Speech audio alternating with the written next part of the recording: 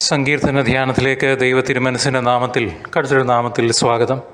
സർവശക്തനും നിത്യനുമായ ദൈവമേ, ആകാശത്തെയും ഭൂമിയും സൃഷ്ടിച്ച ഞങ്ങളുടെ ദൈവമേ, അങ്ങയുടെ സംഗീതത്തിലും ശക്തിയിലും ഞങ്ങൾ ആശ്രയിക്കുന്നു, വിശ്വസിക്കുന്നു.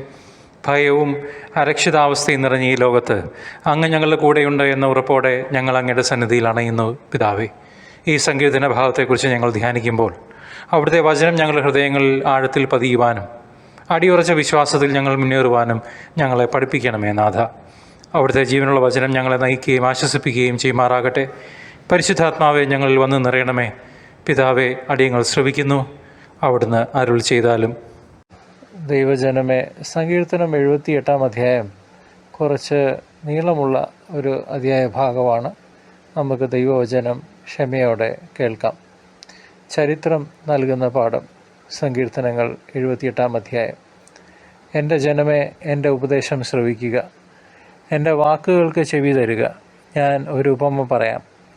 പുരാതന ചരിത്രത്തിൻ്റെ പൊരുൾ ഞാൻ വ്യക്തമാക്കാം. നാം അത് കേൾക്കുകയും അറിയുകയും ചെയ്തിട്ടുണ്ട്. പിതാക്കന്മാർ നമ്മോട് പറഞ്ഞിട്ടുമുണ്ട്. അവരുടെ മക്കളിൽ നിന്ന് നാം അത് മറച്ചു വയ്ക്കരുത്. കർത്താവ് പ്രവർത്തിച്ച മഹത്തായ കാര്യങ്ങളും അവിടുത്തെ ശക്തി പ്രഭാവവും അത്ഭുത കൃത്യങ്ങളും വരും തലമുറയ്ക്ക് വിവരിച്ചു കൊടുക്കണം. അവിടുന്ന് യാക്കോബിന് പ്രമാണങ്ങൾ നൽകി, ഇസ്രായേലിന് നിയമവും.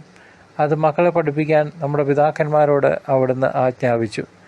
വരാനിരിക്കുന്ന തലമുറ, ഇനിയും ജനിച്ചിട്ടില്ലാത്ത മക്കൾ അവ അറിയുകയും തങ്ങളുടെ മക്കൾക്ക് അവ പറഞ്ഞു കൊടുക്കുകയും ചെയ്യും.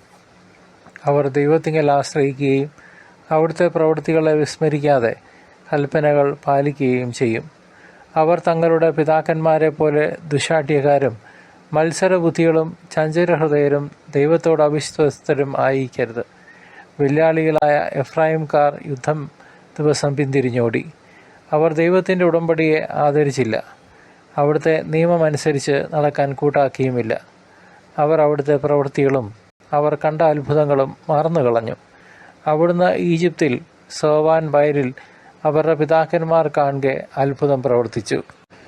അവർക്ക് കടന്നു പോകാൻ കടലിനെ വിഭജിച്ചു. അവിടുന്ന് ജലത്തെ കുന്നുപോലെ നിർത്തി. പകൽ സമയം അവിടുന്ന് മേഘം കൊണ്ടും രാത്രിയിൽ അഗ്നിയുടെ പ്രകാശം കൊണ്ടും അവരെ നയിച്ചു. അവിടുന്ന് മരുഭൂമിയിൽ പാറ പിളർന്നു. അവർക്ക് കുടിക്കാൻ ആഴത്തിൽ നിന്ന് സമൃദ്ധമായി ജലം നൽകി. പാറയിൽ നിന്ന് അവിടുന്ന് നീർച്ചാലൊഴുക്കി ജലം നദി പോലെ ഒഴുകി. എന്നിട്ടും അവർ അവിടുത്തേക്കെതിരായി കൂടുതൽ പാപം ചെയ്തു.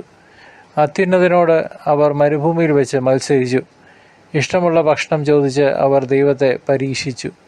അവർ ദൈവത്തിനെതിരായി സംസാരിച്ചു. മരുഭൂമിയിൽ മേശയൊരുക്കാൻ ദൈവത്തിന് കഴിയുമോ? അവിടുന്ന് പാറയിൽ അടിച്ചു, ജലം പൊട്ടിയൊഴുകി. നീർച്ചാലുകൾ കവിഞ്ഞു, എന്നാൽ ജനത്തിന് അപ്പവും മാംസവും നൽകാൻ അവിടുത്തേക്ക് കഴിയുമോ? ഇത് കേട്ട് കർത്താവ് ക്രുദ്ധനായി. യാക്കോബിന് നേരെ അഗ്നി ജ്വലിച്ചു, ഇസ്രായേലിൻ്റെ നേരെ കോപമുയർന്നു. എന്നാൽ അവർ ദൈവത്തിൽ വിശ്വസിക്കുകയും അവിടുത്തെ രക്ഷാകര ശക്തിയിൽ ആശ്രയിക്കുകയും ചെയ്തില്ല. എങ്കിലും അവിടുന്ന് ആകാശത്തോട് ആജ്ഞാപിച്ചു, വാനിടത്തിൻ്റെ അതിരുകൾ തുറന്നു അവർക്ക് ഭക്ഷിക്കാൻ അവിടുന്ന് മന്ന വർഷിച്ചു. സ്വർഗീയ ധാന്യം അവർക്ക് നൽകി. മനുഷ്യൻ ദൈവദൂതന്മാരുടെ അപ്പം ഭക്ഷിച്ചു. അവിടുന്ന് ഭക്ഷണം സമൃദ്ധമായി അയച്ചു. അവിടുന്ന് ആകാശത്തിൽ കിഴക്കൻ കാറ്റടിപ്പിച്ചു. അവിടുത്തെ ശക്തിയാൽ അവിടുന്ന് തെക്കൻ കാറ്റിനെ തുറന്നുവിട്ടു.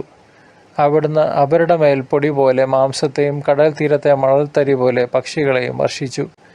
അവിടുന്ന് അവരുടെ പാളയങ്ങളുടെ നടുവിലും പാർപ്പിടങ്ങൾക്ക് ചുറ്റും അവയെ പൊഴിച്ചു. അവർ ഭക്ഷിച്ച് സംതൃപ്തരായി. അവർ കൊതിച്ചത് അവിടുന്ന് അവർക്ക് നൽകി. എന്നാൽ അവരുടെ കൊതിക്ക് മതി വരും മുൻപ് തന്നെ, ഭക്ഷണം വായിലിരിക്കുമ്പോൾ തന്നെ, ദൈവത്തിൻ്റെ കോപം അവർക്കെതിരെ ഉയർന്നു. അവിടുന്ന് അവരിൽ ഏറ്റവും ശക്തരായവരെ വധിച്ചു. ഇസ്രായേലിലെ യോദ്ധാക്കളെ സംഹരിച്ചു. എന്നിട്ടും അവർ വീണ്ടും പാപം ചെയ്തു. അവിടുന്ന് ചെയ്ത അത്ഭുതങ്ങൾ കണ്ടിട്ടും അവർ വിശ്വസിച്ചില്ല. അതിനാൽ അവിടുന്ന് അവരുടെ നാളുകളെ ഒരു നിശ്വാസം പോലെ അവസാനിപ്പിച്ചു. അവരുടെ സംവത്സരങ്ങൾ ഭീതിയിൽ ആണ്ടുപോയി. അവിടുന്ന് അവരെ വധിച്ചപ്പോൾ അവർ അവിടുത്തെ തേടി. അവർ അനുതപിച്ച് ദൈവത്തിങ്കിലേക്ക് തീവ്രതയോടെ തിരിഞ്ഞു. ദൈവമാണ് തങ്ങളുടെ അത്ഭുതശീലയെന്നും അത്യുന്നതനായ ദൈവമാണ് തങ്ങളെ വീണ്ടെടുക്കുന്നവനെന്നും അവർ അനുസ്മരിച്ചു. എങ്കിലും അവരുടെ സ്തുതി കപടമായിരുന്നു. അവരുടെ നാവിൽ നിന്ന് വന്നത് നുണയായിരുന്നു. അവരുടെ ഹൃദയം അവിടുത്തോട് ചേർന്ന് നിന്നില്ല. അവിടുത്തെ ഉടമ്പടിയോട് വിശ്വസ്തത പുലർത്തിയില്ല. എങ്കിലും കാരുണ്യവാനായ അവിടുന്ന് അവരുടെ അകൃത്യങ്ങൾ ക്ഷമിച്ചു, അവരെ നശിപ്പിച്ചില്ല. പലപ്പോഴും അവിടുന്ന് കോപമടക്കി തൻ്റെ ക്രോധം ആളിക്കത്താൻ അനുവദിച്ചില്ല. അവർ ജഡം മാത്രമാണെന്നും മടങ്ങി വരാതെ കടന്നു പോകുന്ന കാറ്റാണെന്നും അവിടുന്ന് അനുസ്മരിച്ചു. അവർ എത്രയോ പ്രാവശ്യം മരുഭൂമിയിൽ വെച്ച് അവിടുത്തോട് മത്സരിച്ചു. എത്രയോ പ്രാവശ്യം വിജന പ്രദേശത്ത് വെച്ച് അവിടുന്ന് ദുഃഖിപ്പിച്ചു. അവർ വീണ്ടും വീണ്ടും ദൈവത്തെ പരീക്ഷിച്ചു, ഇസ്രായേലിൻ്റെ പരിശുദ്ധനെ പ്രകോപിപ്പിച്ചു. അവർ അവിടുത്തെ ശക്തിയെയോ ശത്രുവിൽ നിന്ന് തങ്ങളെ രക്ഷിച്ച ദിവസത്തെയോ ഓർത്തില്ല. ഈജിപ്തിൽ വെച്ച് അവിടുന്ന് പ്രവർത്തിച്ച അടയാളങ്ങളും സോവാൻ വയലുകളിൽ വെച്ച് ചെയ്ത അത്ഭുതങ്ങളും ഓർത്തില്ല. അവരുടെ നദികളെ അവിടുന്ന് രക്തമാക്കി മാറ്റി. അരുവികളിൽ നിന്ന് അവർക്ക് കുടിക്കാൻ കഴിഞ്ഞില്ല. അവിടുന്ന് അവരുടെ ഇടയിലേക്ക് ഈച്ചകളെ കൂട്ടം കൂട്ടമായി അയച്ചു. അവ അവരെ വിഴുങ്ങിക്കളഞ്ഞു. അവിടുന്ന് തവളകളെ അയച്ചു. അവ അവർക്ക് നാശം വരുത്തി. അവരുടെ വിളവുകൾ കമ്പിളിപ്പുഴുവിനും അവരുടെ അധ്വാനഫലം വെട്ടുകിളിക്കും വിട്ടുകൊടുത്തു. അവിടുന്ന് അവരുടെ മുന്തിരിത്തോട്ടങ്ങളെ കന്മഴ കൊണ്ടും സിക്കമൂർ മരങ്ങളെ ഹിമവർഷം കൊണ്ടും നശിപ്പിച്ചു. അവിടുന്ന് അവരുടെ കന്നുകാലികളെ കന്മഴയ്ക്കും അവരുടെ ആട്ടിൻകൂട്ടങ്ങളെ ഇടിത്തീയ്ക്കും ഇരയാക്കി. അവിടുന്ന് അവരുടെ ഇടയിലേക്ക് തൻ്റെ ഉഗ്രകോപം, ക്രോധം, രോഷം, ദുരിതം എന്നിങ്ങനെ സംഹാരദൂതന്മാരുടെ ഒരു സംഘത്തെ അയച്ചു. അവിടുന്ന് തൻ്റെ കോപത്തെ അടിച്ചുവിട്ടു. അവിടുന്ന് അവരെ മരണത്തിൽ നിന്ന് ഒഴിവാക്കിയില്ല. അവരുടെ ജീവനെ മഹാമാരിക്ക് ഏൽപ്പിച്ചു കൊടുത്തു. ഈജിപ്തിലെ കടിഞ്ഞൂലുകളെ, ഹാമിൻ്റെ കൂടാരത്തിലെ പൗരുഷത്തിൻ്റെ പ്രഥമ ഫലങ്ങളെ അവിടുന്ന് സംഹരിച്ചു. എന്നാൽ തൻ്റെ ജനത്തെ ചെമ്മരിയാടുകളെ പോലെ അവിടുന്ന് പുറത്തു കൊണ്ടുവന്നു. ആട്ടിൻ പറ്റത്തെ എന്ന പോലെ മരുഭൂമിയിലൂടെ നയിച്ചു. അവിടുന്ന് അവരെ സുരക്ഷിതമായി നയിച്ചതിനാൽ അവർ നിർഭയരായിരുന്നു. എന്നാൽ അവരുടെ വൈരികളെ കടൽ മുക്കിക്കളഞ്ഞു. അവിടുന്ന് അവരെ തൻ്റെ വിശുദ്ധ ദേശത്തേക്കും തൻ്റെ വലതുകൈ നേടിയെടുത്ത പർവ്വതത്തിലേക്കും കൊണ്ടുവന്നു. അവരുടെ മുൻപിൽ നിന്ന് അവിടുന്ന് ജനതകളെ തുരത്തി. അവർക്ക് അവകാശം അളന്നു കൊടുത്തു. ഇസ്രായേൽ ഗോത്രങ്ങളെ പാളയങ്ങളിൽ പാർപ്പിച്ചു. എന്നിട്ടും അവർ അത്യുന്നതനായ ദൈവത്തെ പരീക്ഷിക്കുകയും അവിടുത്തോട് മത്സരിക്കുകയും ചെയ്തു. അവർ അവിടുത്തെ കൽപ്പനകൾ അനുസരിച്ചില്ല. തങ്ങളുടെ പിതാക്കന്മാരെ പോലെ അവർ ദൈവത്തിൽ നിന്ന് അകന്ന് അവിശ്വസ്തമായി പെരുമാറി. ഞാൻ അയഞ്ഞ വില്ലുപോലെ വഴുതി മാറി. അവർ തങ്ങളുടെ പൂജാഗിരികളാൽ അവിടുത്തെ പ്രകോപിപ്പിച്ചു. തങ്ങളുടെ വിഗ്രഹങ്ങളാൽ അവിടുത്തെ അസൂയാലുവാക്കി. ദൈവം ഇത് കേട്ട് ക്രുദ്ധനായി. അവിടുന്ന് ഇസ്രായേലിനെ പരിപൂർണമായി പരിത്യജിച്ചു. ആകയാൽ അവിടുന്ന് മനുഷ്യരുടെ ഇടയിലെ തൻ്റെ നിവാസമായ ശീലോയിലെ കൂടാരം ഉപേക്ഷിച്ചു. അവിടുന്ന് തൻ്റെ ശക്തിയെ അടിമത്തത്തിനും മഹത്വത്തെ ശത്രുവിൻ്റെ കരത്തിനും ഏൽപ്പിച്ചു കൊടുത്തു. അവിടുന്ന് തൻ്റെ ജനത്തെ വാളിന് വിട്ടുകൊടുത്തു. തൻ്റെ അവകാശത്തിന്മേൽ ക്രോധം ചൊരിഞ്ഞു. അവരുടെ യുവാക്കളെ അഗ്നി വിഴുങ്ങി. അവരുടെ കന്യകമാർക്ക് വിവാഹഗീതമുണ്ടായിരുന്നില്ല. അവരുടെ പുരോഹിതന്മാർ വാളിനിരയായി. അവരുടെ വിധവകൾ വിലാപം ആചരിച്ചില്ല. വീഞ്ഞു കുടിച്ച് അലറുന്ന മലിനെ പോലെ ഉറക്കത്തിൽ നിന്നെന്ന പോലെ കർത്താവ് എഴുന്നേറ്റു. അവിടുന്ന് തൻ്റെ ശത്രുക്കളെ തുരത്തി. അവർക്ക് ശാശ്വതമായ അപമതി വരുത്തി. അവിടുന്ന് ജോസഫിൻ്റെ കൂടാരം ഉപേക്ഷിച്ചു. എഫ്രായിമിൻ്റെ ഗോത്രത്തെ തിരഞ്ഞെടുത്തില്ല. എന്നാൽ അവിടുന്ന് യൂദാ ഗോത്രത്തെയും താൻ സ്നേഹിക്കുന്ന സിയോൻ മലയെയും തിരഞ്ഞെടുത്തു. ഉന്നതമായ ആകാശത്തെപ്പോലെയും എന്നേക്കുമായി സ്ഥാപിച്ചിരിക്കുന്ന ഭൂമിയെപ്പോലെയും അവിടുന്ന് തൻ്റെ ആലയം നിർമ്മിച്ചു. അവിടുന്ന് തൻ്റെ ദാസനായ ദാവീദിനെ തിരഞ്ഞെടുത്തു. അവനെ ആടുകളുടെ ഇടയിൽ നിന്ന് വിളിച്ചു. തൻ്റെ ജനമായ യാക്കോബിനെയും തൻ്റെ അവകാശമായ ഇസ്രായേലിനെയും മേയിക്കുവാൻ വേണ്ടി അവിടുന്ന് തള്ളയാടുകളെ മേയിച്ചിരുന്ന അവനെ വിളിച്ചു വരുത്തി. അവൻ പരമാർത്ഥ ഹൃദയത്തോടെ അവരെ മേയിച്ചു. കരവിരുതോടെ അവൻ അവരെ നയിച്ചു. പ്രിയ ദൈവജനമേ, ദൈവത്തിൻ്റെ വചനം ധ്യാനിക്കുവാനും അതിലൂടെ നമ്മുടെ ജീവിതങ്ങളെ വിശുദ്ധീകരിക്കുവാനും നമുക്ക് ലഭിക്കുന്ന ഈ അവസരത്തിനായി നമുക്ക് ദൈവത്തെ സ്തുതിക്കാം. ഇന്ന് നമ്മുടെ ചിന്തകൾക്ക് വിഷയമായിട്ടുള്ളത് സങ്കീർത്തനം 78 അധ്യായമാണ്. ആസാഫിൻ്റെ ഈ സങ്കീർത്തനം ഇസ്രായേൽ ജനതയുടെ ചരിത്രം നമ്മുടെ മുൻപിൽ തുറന്നു കാട്ടുന്നു.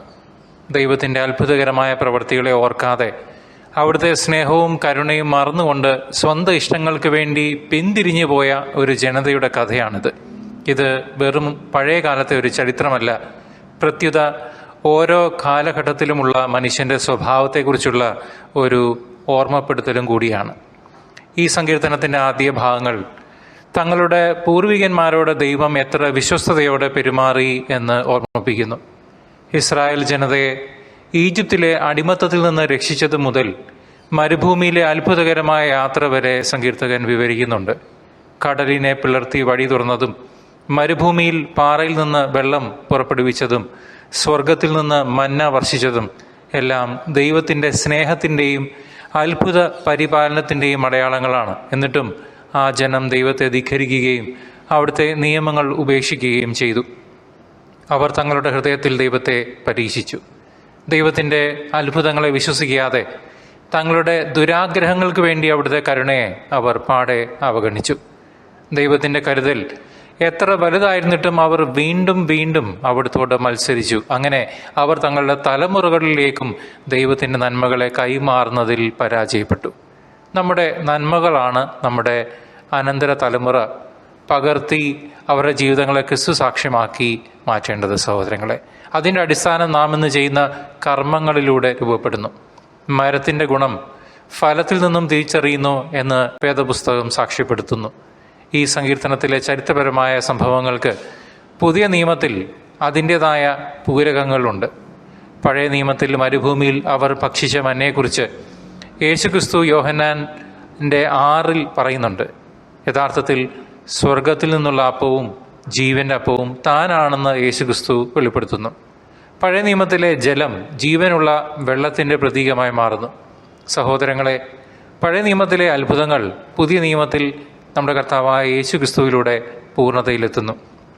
ഇസ്രായേൽ ജനതയുടെ കഠിന ഹൃദയവും അവിശ്വസ്തതയും ക്രിസ്തുവിനെ പലതവണ പരീക്ഷിക്കുന്ന മനുഷ്യരുടെ ഹൃദയങ്ങളെ ഓർമ്മിപ്പിക്കുന്നു. എന്നാൽ യേശുക്രിസ്തുവിൽ വിശ്വസിക്കുന്നവർക്ക് നിത്യജീവനും രക്ഷയും ലഭിക്കും. നമ്മുടെ കർത്താവിൻ്റെ 2ാം വരവിനായി നാം കാത്തിരിക്കുന്ന ഈ നിമിഷങ്ങളിൽ ഈ സങ്കീർത്തന ഭാഗം നമുക്ക് ഒരു മുന്നറിയിപ്പ് കൂടിയാണ്. ഇസ്രായേൽ ജനത ചെയ്ത തെറ്റുകൾ നാം ആവർത്തിച്ചുകൂടാ. ദൈവത്തിൻ്റെ അത്ഭുതകരമായ പ്രവൃത്തികൾ നാം മറക്കരുത്. നമ്മുടെ ജീവിതത്തിൽ ഓരോ നിമിഷത്തിലും അവിടുത്തെ വിശ്വസ്തത നാം ഓർക്കണം. പ്രതിസന്ധികളിൽ തളരാതെ, പ്രലോഭനങ്ങളിൽ വീഴാതെ നമ്മുടെ വിശ്വാസത്തിൽ ഉറച്ചു നിൽക്കാൻ ഇത് നമ്മെ സഹായിക്കും. നമ്മുടെ പാപങ്ങളെ ഓർത്ത് പശ്ചാത്തപിക്കുകയും നമ്മുടെ ഹൃദയങ്ങളെ വിശുദ്ധീകരിക്കുകയും വേണം.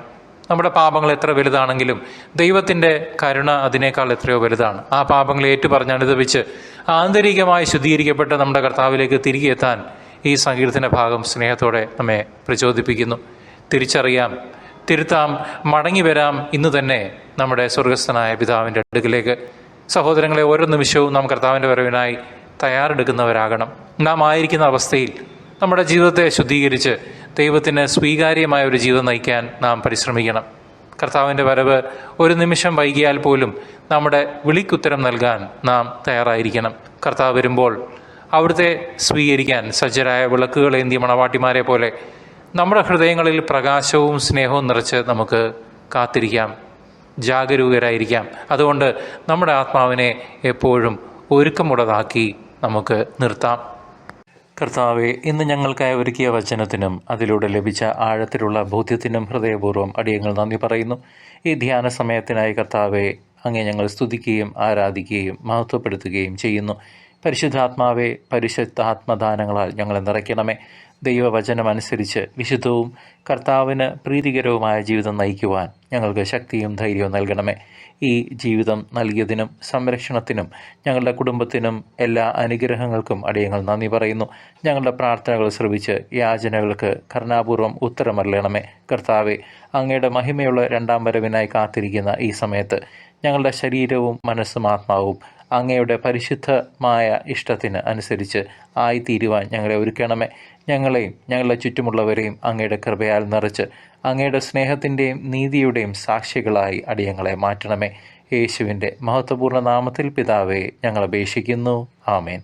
സഹോദരങ്ങളെ, ക്രിസ്തുവിനെ ഇനിയും അറിയാത്ത ഒരാൾക്കെങ്കിലും ഈ വചനധ്യാനം പങ്കുവയ്ക്കുമല്ലോ. ദൈവം നിങ്ങളെ സമൃദ്ധമായി അനുഗ്രഹിക്കട്ടെ.